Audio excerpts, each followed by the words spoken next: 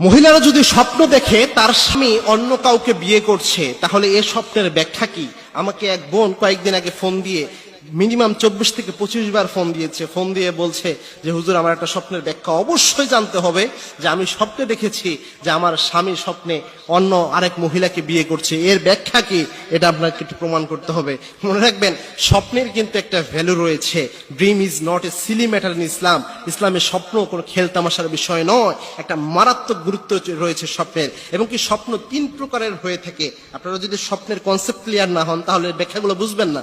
স্বপ্ন 3 রকমের হয়ে রয়েছে। এক প্রকার স্বপ্ন হচ্ছে আর রুইয়া সলিহা, যেটা সত্য স্বপ্ন, যেটা রহমানিও বলা হয়, আর রুইয়া রহমানি। আরেকটা হচ্ছে আর রুইয়া শয়তানি, অর্থাৎ শয়তান প্রদত্ত যে স্বপ্ন দেখানো হয় এই স্বপ্ন। আরেকটা হচ্ছে সারাদিন আপনি যে চিন্তা চেতনা, যে চিন্তা ভাবনা করেন, এটার আলোকে আপনি একটা স্বপ্ন দেখলেন, এটাও একটা স্বপ্ন। সুতরাং এই 3 প্রকারের স্বপ্ন হয়ে থাকে। যেটা সত্য স্বপ্ন, এটা আল্লাহ রাব্বুল আলামিন নিজে দেখিয়ে থাকেন। আর যেটা শয়তানের প্রদত্ত স্বপ্ন, এটা শয়তান নিজে দেখিয়ে থাকে আপনাকে। সুতরাং স্বপ্ন এই 3 প্রকার। আর স্বপ্নের ভ্যালু হচ্ছে, আল্লাহর হাবিব সাল্লাল্লাহু আলাইহি ওয়াসাল্লাম জানিয়েছেন, স্বপ্ন হচ্ছে নবুয়তের 46 ভাগের 1 ভাগ। নবুয়তের ওহী যেমন অনেক বেশি নিশ্চিত এবং অবশ্যই হয়ে থাকে, তেমনি সত্য স্বপ্ন নবুয়তের 46 ভাগের 1 ভাগের সমপরিমাণ।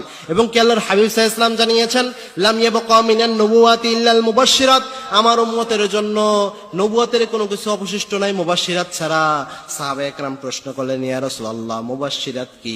আল্লাহর হাবিব সাল্লাল্লাহু আলাইহি ওয়াসাল্লাম জানালেন, আর রুইয়া সলিহা, সত্য স্বপ্ন, এটাই হচ্ছে মুবাশশিরাত। এটাই আল্লাহ রাব্বুল আলামিন দিক নির্দেশনা দিয়ে থাকেন সত্য স্বপ্নের মাধ্যমে। সুতরাং সত্য স্বপ্নের একটা ভ্যালু রয়েছে। এখন কোন মহিলা যদি স্বপ্নের মধ্যে বিয়ে দেখে, মুহাম্মদ ইবনে শিরিন, তিনি ছিলেন স্বপ্নের বিখ্যাত স্বপ্ন বিশারদ। তিনি তার স্বপ্নের ব্যাখ্যা গ্রন্থে বেশ কিছু জিনিস নিয়ে এসেছেন। যেমন তিনি বলেছেন, কোন মহিলা যদি এরকম স্বপ্ন দেখে যে সে তার নিজের স্বামীর সাথে স্বপ্নে তার বিয়ে হচ্ছে, অথবা তার স্বামী তাকে বিয়ে করছে, এরকম কোনো কিছু যদি হয়, তাহলে বুঝতে হবে এটা একটা ভালো জিনিস। কেননা বিয়ে তো অনেক ভালো জিনিস, বিয়ে একটা পজিটিভ ইঙ্গিত দিয়ে থাকে।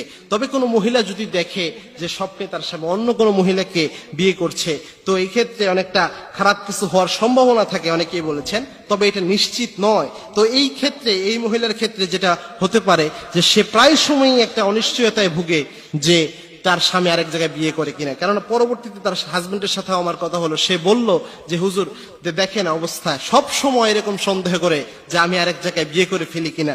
এবং কি সন্দেহ করে সে স্বপ্নে দেখছে, এটা নিয়ে পর্যন্ত আমাকে কোনোভাবে শান্তি দিচ্ছে না। নিশ্চয়ই তুমি এমন কিছু করছো, নয়তো আমি এটা স্বপ্ন দেখতাম না। তার কারণ হচ্ছে সে সারাদিন এটার মধ্যে একটা জল্পনা কল্পনা চিন্তা ভাবনা রয়েছে। তাই আমাদের উচিত হচ্ছে যে কোনো স্বপ্ন দেখলে আল্লাহর কাছে এটা চাওয়া, আল্লাহ এই স্বপ্নের ভালো দিক আমাকে দান করেন এবং এই স্বপ্নের খারাপ দিক থেকে আমাকে পানা দেন। সুতরাং এরকম কোন যদি স্বপ্ন দেখেন, তাহলে অবশ্যই এই দোয়াটাই আল্লাহর কাছে করবেন, আল্লাহ এই স্বপ্নের ভালো দিক আমাকে দান করেন এবং এই স্বপ্নের খারাপ দিক থেকে আপনি আমাকে পানা দেন। এবং কি আল্লাহ রাব্বুল আলামিনকে চাইবেন যেন স্বপ্নের কোনো খারাপ দিক আপনাকে আল্লাহ রাব্বুল আলামিন দান না করেন। আর খারাপ স্বপ্ন যদি দেখেন, তাহলে অবশ্যই বাম পাশে থুতু নিক্ষেপ করে আল্লাহর কাছে আশ্রয় চাইবেন। ভালো স্বপ্ন দেখলে 2 রাকাত নামাজ পড়ে চাইলে আল্লাহর